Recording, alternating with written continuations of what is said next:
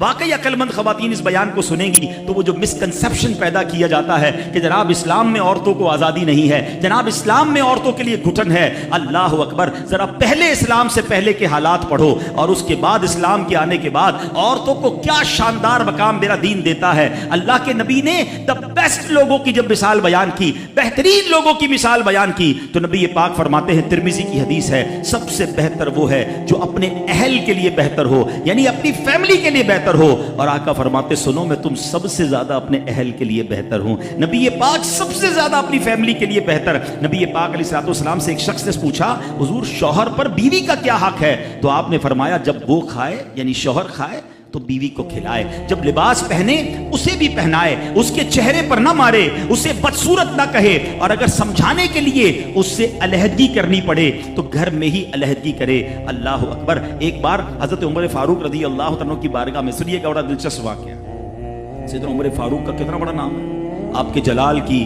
آپ کی عدالت کی مثالیں دی جاتی ہیں، بڑے بڑے لوگ آپ کے سامنے تھر تھر کانپتے تھے۔ آپ کا گھر میں انداز کیا تھا کہ ایک شخص آیا کہ میں حضرت عمر کے پاس جاؤں اور بتاؤں میری بیوی جو ہے مجھ سے اس طرح بات کرتی ہے، اور میرا وہ انداز نہیں ہوتا جو شوہر کے سامنے ہونا چاہیے، ہوتا ہے گھروں میں ہو جاتا ہے۔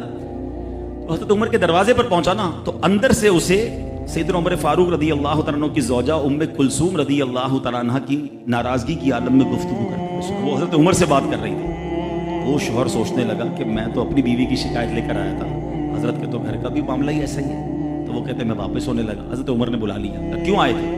تو کہا کہ میں تو حضرت اپنی بیوی کی شکایت کرنے آیا تھا، مگر میں آپ کے دروازے پر آیا، آپ کا بھی معاملہ ہی ایسا ہی ہے، تو میں سمجھ گیا ہم دونوں ایک ہی معاملے میں ہی ہیں۔ اب حضرت عمر نے جو ان کی تربیت فرمائی نا، آپ نے فرمایا میری بیوی کے مجھ پر چند رائٹس ہیں، چند حقوق ہیں، مجھے اس سے چند فائدے حاصل ہوتے ہیں جس کی بنا پر میں اسے درگزر کرتا ہوں۔ پہلا یہ کہ یہ میرے لیے جہنم کی آڑ ہے، میرا دل اس کی وجہ سے حرام کاموں سے بچا رہتا ہے۔ نمبر دو، جب میں گھر سے نکل جاتا ہوں یہ میری خزانچی بن جاتی ہے، یعنی میرے مال کی نگہبان بن جاتی ہے، میری دھوبن بن جاتی ہے، میرے کپڑے دھوتی ہے، میرے بچے کی پرورش کرتی ہے، میرے لیے روٹیاں اور کھانے پکاتی ہے۔ تو وہ شخص کہتا ہے یہ سارے فائدے تو مجھے بھی اپنی بیوی سے حاصل ہیں، تو میں تو کبھی درگزر سے کام نہیں لیتا، وہ مجھے کہتی میں اسے لڑنا شروع کر دیتا ہوں۔ کہتا آج آپ کی بات سے نصیحت مل گئی، اب میں اپنی بیوی کی چھوٹی ماٹی باتوں کو میں بھی درگزر کرتا ہوں۔